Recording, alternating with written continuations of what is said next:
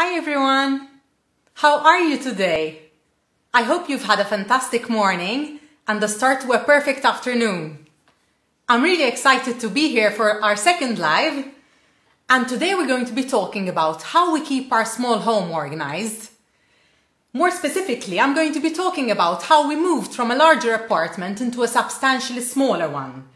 Believe me, it was a bit of a headache to think about where we're going to put all those things, but somehow we managed.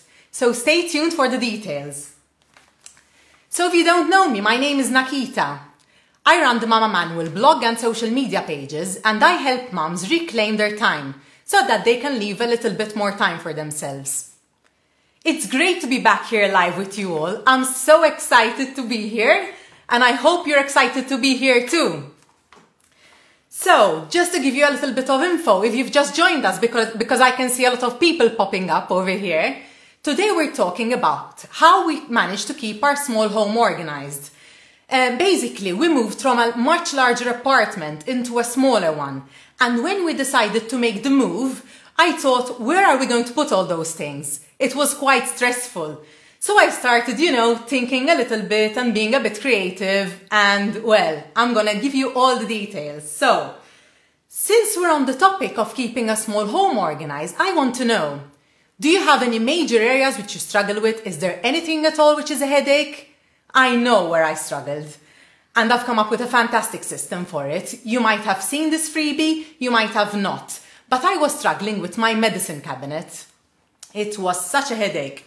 I had medicine running here, there and everywhere. And the worst part was, when I went to the doctor and he prescribed something new, I went running to the pharmacy, bought it, and when I went home, I realized I already bought the item, and that was a complete disappointment, so to say, because, it's a waste of money, resources. So if you stay till the end, I'll share the link with you, and you can get access to my free PDF guide. Hello to the people who've just joined. I'm seeing Maureen here, I'm seeing Steph. Hi, fantastic to see you here. So, shall we get started? I'd love to see some loves, likes, comments, so please engage. I'll make sure to get back to you in the comments, guys. So, let me just tell you how the story looked like before. So, I've already said that we moved from a larger apartment. Basically, we used to live in Aura. It was a huge 3-bedroom apartment, and this was about 6 years ago. So Nina wasn't in the picture, so we had stuff for 3 people, which wasn't all that bad, but still, you know how it is. When you have a large home and when you have plenty of storage space, you tend to hold on to a lot more things. So when we came to see this beautiful apartment in Imjar, which was substantially smaller, I just looked around rooms and I thought to myself, this is going to be a struggle. You might say, so why did you decide to move? Well, first of all, we loved the area. We decided we wanted to come here after my parents moved. And besides that, we wanted to go for a larger outdoor space to entertain, because that was kind of our priority. So, you can't have everything in life. Anyhow, so I thought I'd come up with a plan. Is that a surprise? I guess not. So, 3-bedroom apartment to a smaller 3-bedroom, just to give you a bit of more clearer picture. Our old apartment, it had a very long corridor, which was very wide. So there was already a lot of storage space over there. And we had a sitting area. It was a separate room with a large unit. It had an ottoman with storage inside of it, huge sofas with storage, shelving. This is just one room. Go into the kitchen. We had a kitchen which was larger than this one. Not only that, since it was a closed kitchen, we had cabinets on 3 sides of it.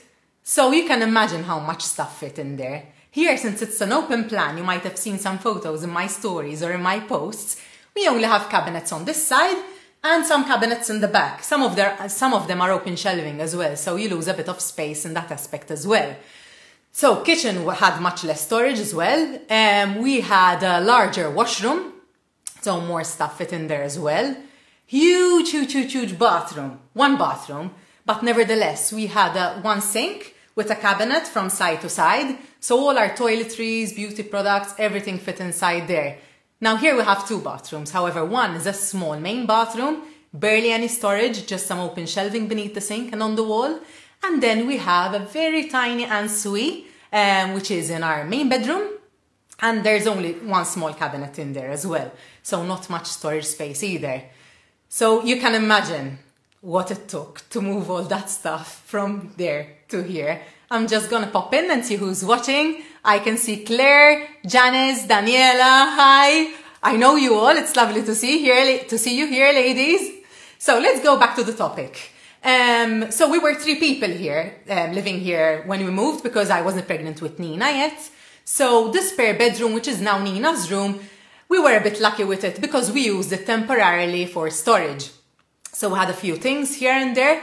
And I also had my beloved air walker, which I had to give away because, of course, when Nina came and we had to change the room into a nursery, there was no space for it, which wasn't all that bad because there's lovely countryside over here. So there was a lot more fresh air for me to take in. I just went on more walks. That's it, basically. So I can now tell you the plan I used to move all that stuff to our new home and how I got it organized. So step 1 was unpacking everything from the old place. I started unpacking before. When I say unpacking, I mean, for example, take out all the clothes from the wardrobe, take out all the pots and pans from the kitchen. So that's what I mean by it.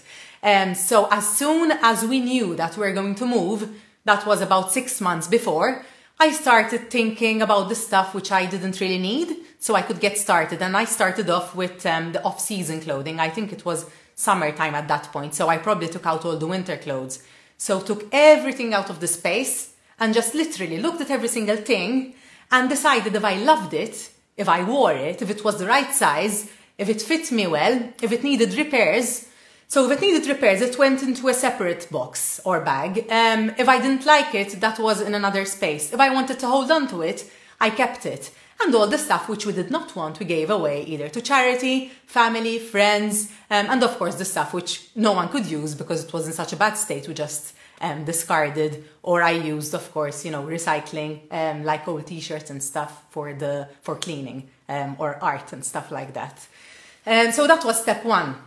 Bit by bit, like clothes, stationery, paperwork, the kitchen, and we started packing them into boxes, the stuff that we wanted to take. Luckily, since the space was very big, I could fill up the living room and also part of the corridor with the boxes, so it was easier to make the move. And something which I think really helped was that I kept a notebook next to me. So when I was doing this process, I just took note of the things that I wanted to move back into our house. You might say, why? Because with all those things running through my head and we're so busy looking for furniture, deciding on tiles, never ending, I would have never thought of all the nitty-gritty, which in real fact is so important. I wouldn't have thought of where to store our 101 biros. I wouldn't have thought where to store, for example, belts, shoes, bags, paperwork, photo albums. So I kept a notebook and I just started taking note of all the things which I needed to find a place for. Granted, it was stressful because one look at that list and I just, I was out of breath. I got so anxious, but this turned out really well.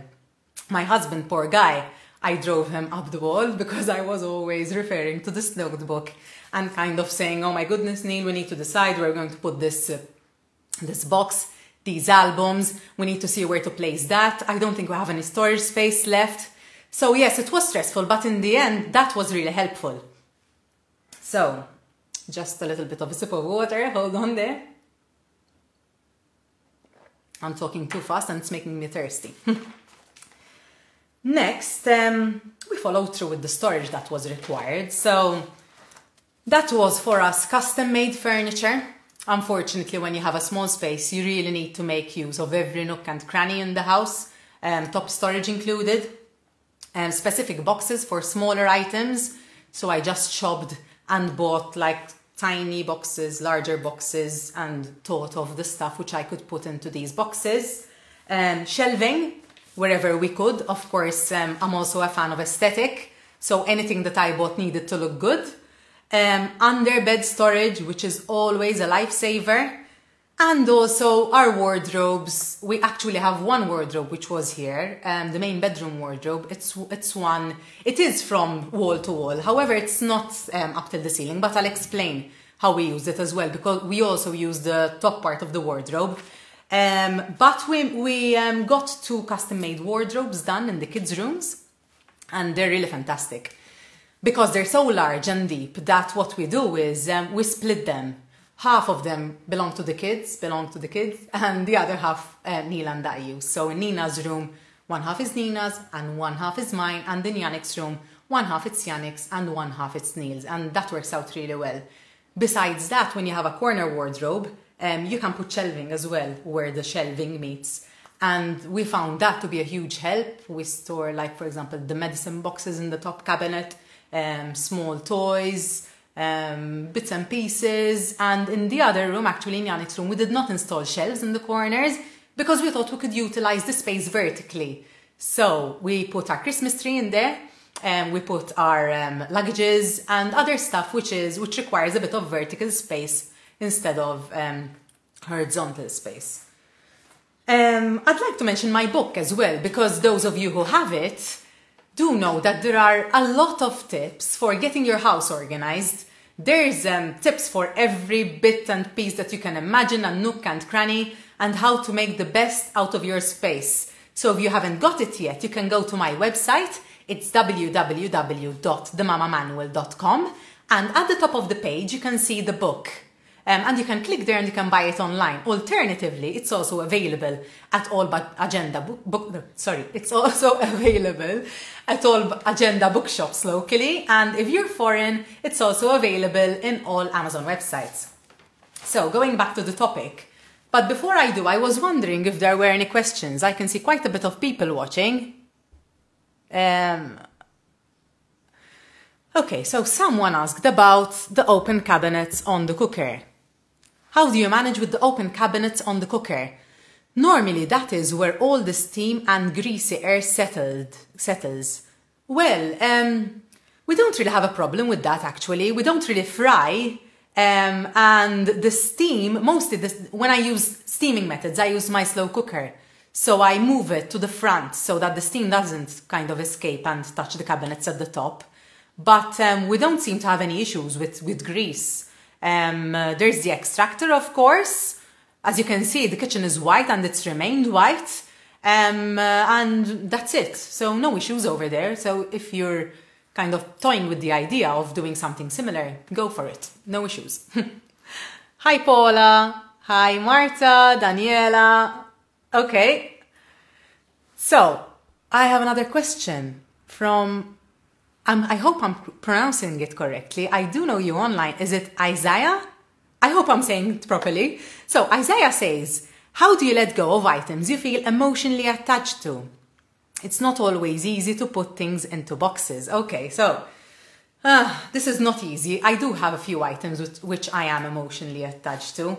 There isn't a lot, but there is my wedding dress, which I've been saying for years that I'm going to sell. But I haven't had the heart to do so yet. Actually, that hangs in that storage space I just mentioned, in the corner space between the 2 wardrobes. And I'm also very attached to my great-grandma's fur coat. It's a bit large for me, and I don't wear it that much either because it needs to be a bit of a posh occasion. But it's hanging in my wardrobe, I can't let go of that. Other things... which I am less emotionally attached to. I had a few bits and pieces which I took photos of and I got rid of, unfortunately, because space is what it is. And I also have a few other items which are literally boxed and stored in a garage which we just use a small room from. It's tiny, there's just space for 3 bikes and 3 boxes, and they're over there. But yeah, that's a tough one. It is a tough one. So how do you manage to keep everything in place? This is from Steph. Hello, Steph. I usually start off okay, but over time, it just doesn't stick. Then once every few months, we need to redo it. It's not an easy task, but I think what helps me keep everything as is how easy it is to find everything. When you have everything organized, as you know, it's easy to find stuff. And I still redo drawers and wardrobes every few weeks or months, of course. It's only natural that sometimes We let the ball drop and we shouldn't be hard on ourselves. It's completely normal. What I like to do to help myself with this is, instead of putting something back in its place haphazardly, I like to keep these designated spaces or areas where I store stuff before they go back into their storage space. Let's take, for example, Nina's toys. Nina is quite a good, she does decluttering for her 4 years of age, so she's quite good at it. But you know, sometimes there's loads of bits and pieces running around. So instead of just throwing stuff back into the first drawer I find, I just put stuff in one corner of the room. And then before Nina goes to bed, usually after dinner time when the kitchen is clear, I just do a quick 10-minute clear up and put everything back in its space. So having that area, possibly in each room, or maybe if you have a larger home, you can even use a bag. Or like these like wicker baskets, something pretty which you put in a corner, and you can just put everything in there, and at the end of the day you can just take the bag, the box, the item which has been assigned to have all these bits and pieces lying in it, and just go around the house quickly, and in 10 minutes you can get it sorted. Because if you can do it daily, it's not that much of a big deal. It's when you let things pile up, it's when it gets the hardest. Hi Nadine. So, Maureen, where do you store big items like tools, etc.? We don't own a garage anymore, so we're using the spare room for that. But now we need to turn that into a bedroom, and I've no idea where to put the large items. Okay, so actually, what I had next in mind was to go through, there's my notes, so that's where I'm looking down over here. I was going to go through specific bits and pieces in the home and where we store them. And one of them is the tools. These go in our washroom. We have a washroom, I didn't mention this, in the back terrace. And what we did was, it's not large at all, so there's space for 2 washing machines next to each other. And then we have 1 tumble dryer on top. And what we did in the headspace, we installed shelving all around. So literally, there's this much space. You can stand up in it, like in a ladder, and just look around. And we put our tools, which are quite bulky, and like spare bulbs. My husband has a few bulky bits and pieces, like this surfboard. It's like a surfboard. I think it's a body surfing. It's not as big as a surfboard, but it's quite bulky as well. And like bottles of paint, not bottles, pails of paint. Christmas decorations as well go over there. They're all boxed. So we have about, I think, 3 shelves on top of the other, all around a small room. And that's quite a bit of space. So quite a bit of items fit in there. Grace says, I'm planning my home. What is your advice for a must-have? There's a lot, Grace, actually. And what I would advise is to go through the steps that I just mentioned. If you've missed them, you can watch the replay, but I'll just touch on them briefly. So when you remove the items from their original place, you need to really decide what you want to keep, and you need to take note of the things which need to go to specific places so that you can start thinking about it. And I'm going to mention as well where we store specific items so you can get a bit of an idea. If you have the book, you need to check out the first few pages because there are a lot of tips in there. So let's start with the shoes. Shoes. We have a shoe room. It's a box room, actually. We turned it into a very useful room. I don't know if you've seen it in my stories. It's not so pretty, but it's very functional. What we call the shoe room. It's also got shelving from top to bottom, and then it's got some shelves on the side, and the shoes fit all on these shelves as you come into the room. So there's Neil's shoes and my shoes, and then we have some shelves to store some other things at the top as well. Kids' shoes go on some racks in their room behind the door. And there isn't a lot of space as well, but what we do is we store the ones which are in season in more reachable places, and the other ones which aren't in, like for example now we have like the boots which we're not using any longer, so they're stored at the very top or at the very bottom in the harder to reach places. And at the side we keep our detergents, pails and disinfectants, glass cleaners, cloths, also our shopping bags at the top, spare hangers. They fit on the right hand side of the shelves, but below the shelves on the right hand side we have a medium sized chest freezer. So this room is quite crowded, but it's well laid out as well. And on this side, we have these large hooks installed, and we have a ladder which is hanging on the hooks. We have like small picnic coolers hanging over there. We have broomsticks and cleaning stuff.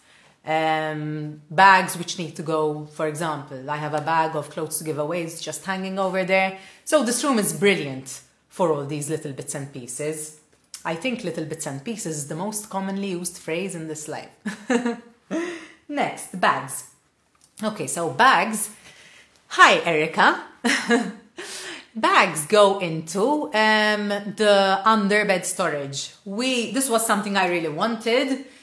The storage below the beds, and we have it in our room and in Yannick's room. Nina doesn't have underbed storage because her bed is a bunk bed. But our bed has very deep drawers, and I went for drawers instead of the pull-up bed variety because they're easier to access. So if I'm changing my bag on a daily basis or on almost a daily basis, you know, it's easy to open and close. And of course, get the bags out. And my most expensive bags are placed on one side, and they're dust bags, and they're all with like newspapers inside of them so they don't lose their shape. And the other bags, which can be kind of folded or stacked on top of the other, are on the other side. In-season clothing and less used clothing, and I specify the type of clothing that they are because they don't all go into the same place. We might have 2 large wardrobes and 1 smaller ones, but the wardrobe that Neil and I share, that's actually smaller than you can imagine, because to enter our ensuite bathroom, you need to access it through the closet door. So that's 1/4 of the closet. We can't use it except for a shelf at the top, which we don't use for clothes. So that leaves us with 3 standard wardrobe partitions, so to speak. That's 1 for me, 1 for Neil, and the 3rd one we share. Yes, Neil and I share closet space. If there's very few downsides to being married to my husband, one of them is that he has as much, if not more, clothes as I do. So it's a bit of a struggle because I cannot claim more space as mine. But anyway, back to the topic. And then, as I was saying, the kids have large wardrobes, which we use half of. But that's not enough. So let's say now I'm going to be changing our wardrobe soon again, and I'll be removing the chunky knit blouses and the coats, and those will go in these boxes. We bought these very big boxes. They're this big. They're white. It's the color of the furniture in the bedroom, and they're fabric as well. So they're quite, they look okay, you know? And we store these on top of our wardrobes. So all of our clothes, the out of season ones is what I mean, we fold them and we put them inside these boxes which go on top of the wardrobes. And also less used items, like for example, dresses which I'd use for weddings or dresses which are quite dressy and I wouldn't use a lot of the time, those go on the top parts of the wardrobes, which are only accessible if I use a ladder or a step stool. So they go over there, and the in-season clothing is placed in easier to reach areas in the wardrobe, as well as we have 2 chests of drawers with 3 drawers each in the bedroom, and we also store our clothes over there. Accessories like hats, belts, tights, I have smaller boxes as well. They fit into the wardrobe, they kind of slide and they can stack on top of each other, and I put them over there. And of course I change when the season changes as well. For example, I remove the scarves and I put the swimwear instead of them, and the scarves go up into these boxes that I just mentioned, which we got from IKEA, which we place on top of our wardrobes. So that's clothes. Toiletries and beauty products and makeup, of course. You know these beauty boxes, like the makeup artist ones, which have 2 clips and you can clip them open and then you have stacks? We bought 3 of those. We bought 3 of them, they're this size. I'll send you some links later if you're interested. And we put them underneath a bench, which sits in front of our bed. So they're nicely concealed over there.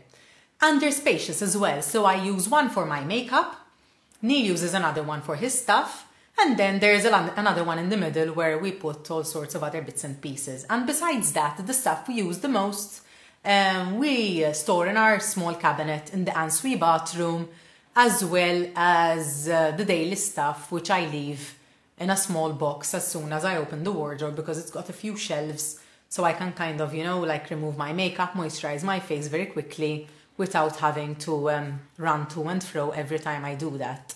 We also use the space on top of the entrance to the ensuite. There's a shelf over there. We literally make use of everywhere. So if there's headspace, we try and install shelves. And that's where we put all the extra toiletries. There's another box over there, and we put, for example, spare shampoo and spare body washes, and then there's the toilet paper and all the stuff over there. And that actually works really well, because once something finishes, we can replace it from the top storage and we never run out of anything. This is also a strategy that we use in the kitchen. So our kitchen doesn't hold a lot of stuff, and I can explain very briefly. So we have top cabinets on this side, a pull-out shelf on this side, and then we have 1, 2, 3, 4 cupboards on my right, and behind me there's open shelving, as you can see, and as you've seen on some of my photos. And on this side there's the breakfast bar area, but all there is the microwave, a vegetable drawer, and then very deep drawers which I use for pots, pans, cutlery, the toaster, servingware. And behind me there's the oven in the middle and 2 cabinets in the side, which also they have pull-out shelves as well, so I make use of all the areas inside the cupboard. However, it's not that much space, especially the stuff which I can actually reach without taking a step stool. But what I do is, as you know, I meal plan very efficiently, so I don't have a lot of spare stuff. But what I like to keep on hand spare is the things which I absolutely cannot run out of. For example, extra cereal, extra tomato pulp, the things that we use on a daily basis, and you wouldn't dare be caught without it, like water as well, for example. So all these things go in the top cabinets. So as soon as we run out of something, we keep our foil and baking paper as well, because that's something you don't want to run out of. And as soon as something finishes, I can access my cabinets with a step stool, and I can store the stuff from up there into my lower drawers or cabinets, and then make note to restock the extra stock. So that's how we store things in our kitchen. Also, it's good to note that I do not keep any gadgets which I do not use. So before, I used to have like a rice steamer, and I had all sorts of stuff which I used once or twice, and they were there just in case. But all these things I gave away. So all I keep here are the things which I use regularly, and most of them are on the counter.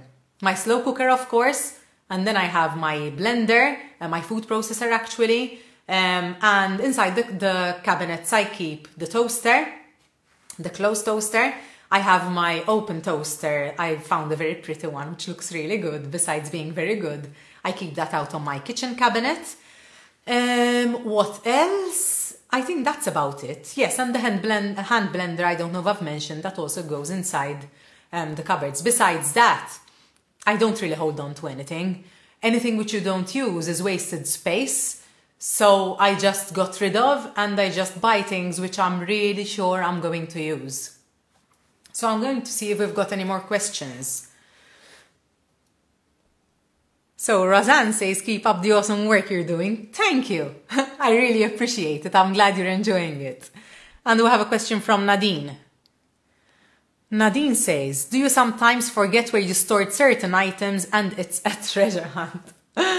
When I had lots of stuff which I didn't use, yes, it used to be a struggle. And this happens to me.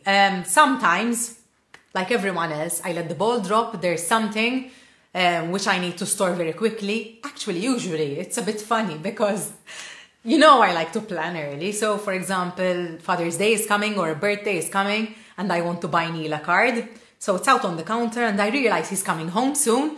So I need to hide it quickly and I put it somewhere and I almost always forget where it is. But with the items that I use on a regular basis, I don't forget where they are because I use them so regularly that I know exactly where they are.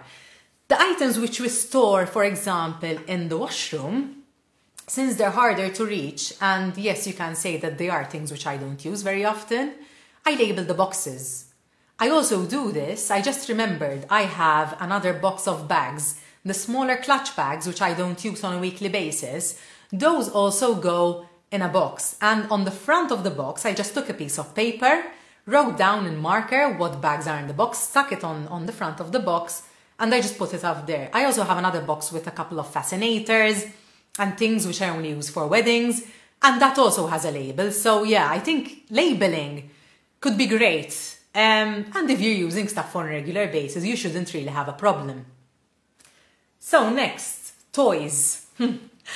Nina doesn't have all that many toys. When I compare to other kids, she doesn't have that many, even when it's her birthday, or when it's a special occasion.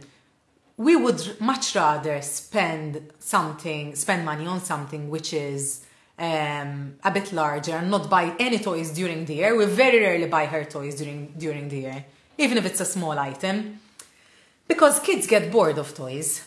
So what we usually do is, for example, we got her a kitchen. We spent more on the kitchen and she uses the kitchen a lot.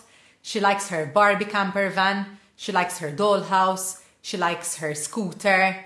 And luckily, our family and friends, they usually ask us what Nina would like. Actually, even her school, we went as far as having mums, my sweet mama friends, hello.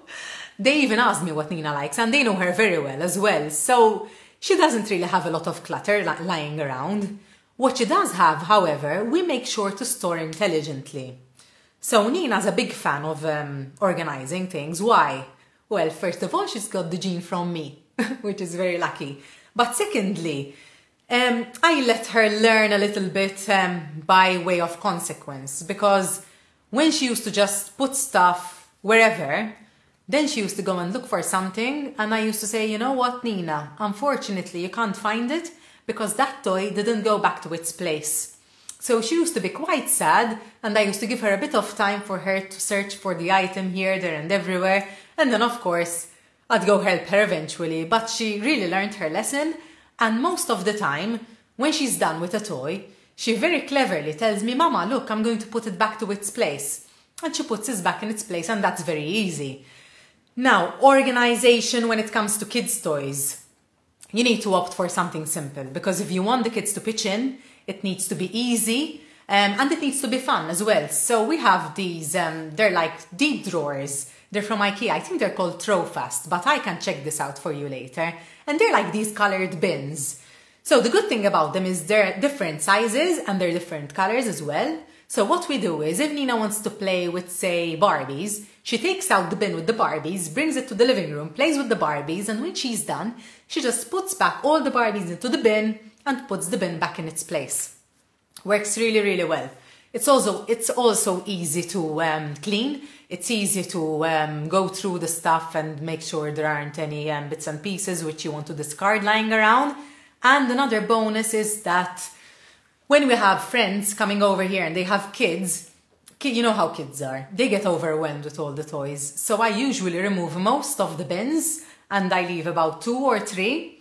And when they're bored, I take away those 2 or 3 bins, replace them with another 3, and they can play with something else. This is very similar to toy rotation, which is another technique that we use. It's also in the book if you have it. So next, food I mentioned, linens. Linens go into my son's bed. Not in the bed, in the...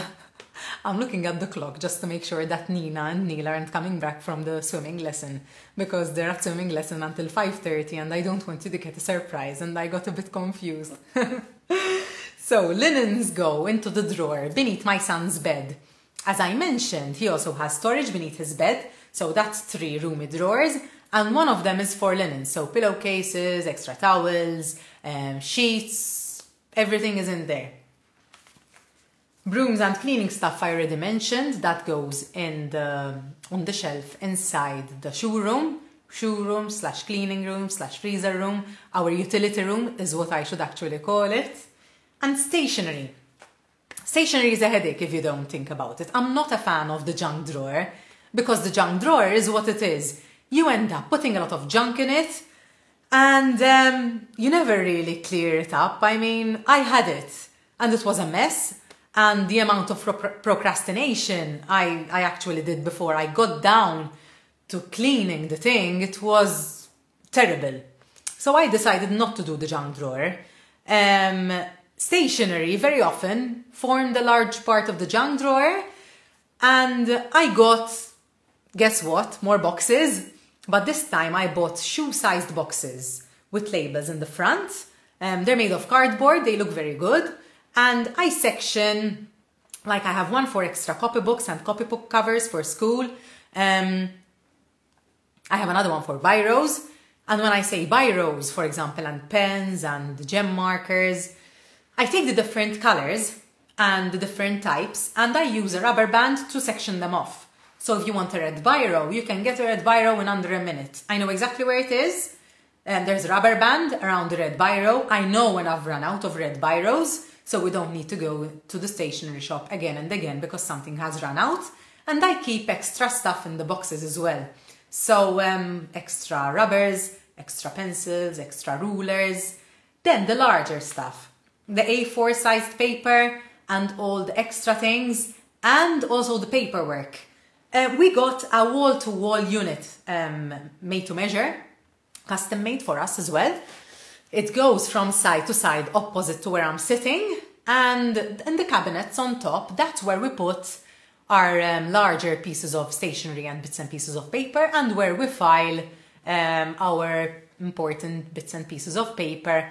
And that's where I also stash my gifts. If you've been hanging around for a while, or if you've read the book, you know that I shop all year round. So as soon as I see something which I think my sister, my mother will like, a friend will like, I just buy it on the spot and it goes up there. So no peeking if you're coming to my house, please. I just gave away my secret. So I'm just gonna pop in here and see if there's anything in the comments box which needs answering. Liz says, oh my god, I'm now concerned of how much I need to sort out. Liz, I'm here to help. So honestly, if you have any specific questions, Liz and as well as anyone else, just put them down in the comments box. I don't think I'll be able to go through them all right now, but I'll make sure to get to them later. So I'll go in, I'll reply, and if I see that there's a lot of the same ones on a specific topic, I'll make sure to schedule a live and I'll be able to help you out as much as I can. So please ask, because as you know, I love to help. So as promised, if you've been here since the beginning, I told you that I used to struggle with getting my medicines organized. If you haven't got my PDF yet, you need to go to www.themamamanual/medicine101. I'm going to repeat it. It's www.themamamanual.com/medicine101. I will also drop a link in the comments so you can get to it. I will drop a link to my book as well, just in case you want to buy it, or in case you want to buy it as a gift maybe and put it in your gift stash. And I think that's it for today. Okay, I think I have a question. I'm going to answer it because I do get this quite a lot. So Janice says, do you store and keep Nina's drawings and crafts? This is tough. Nina, I think she draws about 20 to 30 pieces of new drawings every day. I'm not kidding. So what we do is, first of all, I encourage her to give away some of her drawings to grandparents who absolutely love getting these drawings from Nina. And she also likes to draw for her friends, which is a bonus. It's very sweet of her. She just decides to do it herself. For example, today, apparently there was this boy who hurt himself at school, and she said, Mommy, I need to draw something and I'll take it to school with me tomorrow because he hurt himself and I want to tell him get well soon. And that's really sweet. So back to where I store them. I keep them for a couple of days because sometimes Nina comes and asks for something that she drew 3 days ago. So I have a little place where I stash them next to my microwave, actually.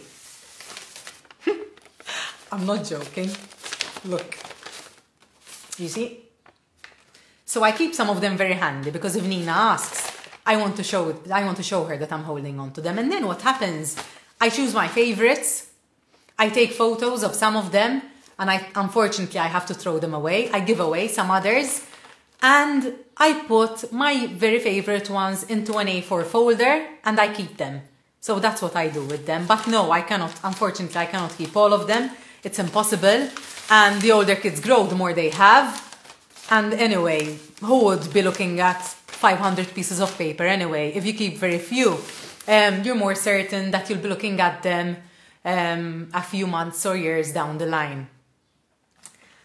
I can't help but see what everyone is saying here because I love engaging live. Hi, Maria. It's really great to see you here. Maria used to watch Nina when she was a baby at nursery school, and we still connect on social media, which I love. And Maria says, unbelievable, we just moved and we have smaller wardrobes for me and Greg. And funny enough, all my clothes are in the wardrobe and none stored away. Wow! Wow! That's amazing. I really admire you. Well, I have this task coming up now because the weather seems to have settled down a little bit. So in the next couple of days, I need to go through my clothes again. And to be honest with you, I'm hoping to manage to live with less clothes because it's a huge headache. And one thing that I did realize was that as soon as I got rid of a lot of my clothes, because I must have given away at least 60% of it, it was so much easier to get dressed. I could see everything. I could see all the items that I loved. It was easy to get dressed in the morning. It's a big relief to be able to open your wardrobe and just see everything over there. So Maria, I am in awe of you and I hope to manage to do the same. Hi Sarah. Hi Claudine. Maureen, yes, I know. Capsule wardrobe. I've heard of it. I'd love to do it. I don't know if I'm capable of it because that's probably a little bit too little for me, but I'd love to challenge myself. I'll let you know if I decide to do it. Let me see if I've skipped anything. No, just one final thing. I already mentioned this, but I want to remind you, any questions at all about organizing your home, sorting out your storage space, please do leave a comment in the comments box. That's a tongue twister. And I will get back to you ASAP. If I don't manage right after this live, I will get back to you probably sometime tonight. Please leave me some love, hugs. It was fantastic being with you. Really, really enjoyed it. I'll be here same time, same place next week. Take care, mamas. Bye-bye.